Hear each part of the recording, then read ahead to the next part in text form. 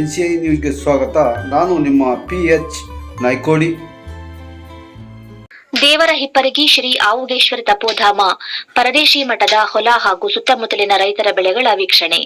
ದೇವರ ಹಿಪ್ಪರಗಿ ತಾಲೂಕಿನ ಶ್ರೀ ಆವುಗೇಶ್ವರ ತಪೋಧಾಮ ಪರದೇಶಿ ಮಠದ ಹೊಲದಲ್ಲಿರುವ ಬೆಳೆಗಳು ಹಾಗೂ ಸುತ್ತಮುತ್ತಲಿನ ರೈತರ ಬೆಳೆಗಳನ್ನು ವಿಜಯಪುರ ಜಿಲ್ಲೆಯ ಜಿಲ್ಲಾಧಿಕಾರಿಗಳು, DC, ಸಹಾಯಕ ಆಯುಕ್ತರು, AC, ಜಂಟಿ ಕೃಷಿ ನಿರ್ದೇಶಕರು, JDA, ಕೃಷಿ ಇಲಾಖೆಯ ಉಪನಿರ್ದೇಶಕರು, DDA, ಸಹಾಯಕ ನಿರ್ದೇಶಕರು, ADA, ತಾಲೂಕು ದಂಡಾಧಿಕಾರಿಗಳು ಸೇರಿದಂತೆ ವಿವಿಧ ಇಲಾಖೆಗಳ ಅಧಿಕಾರಿಗಳು ಸ್ಥಳಕ್ಕೆ ಭೇಟಿ ನೀಡಿ ವೀಕ್ಷಿಸಿದರು.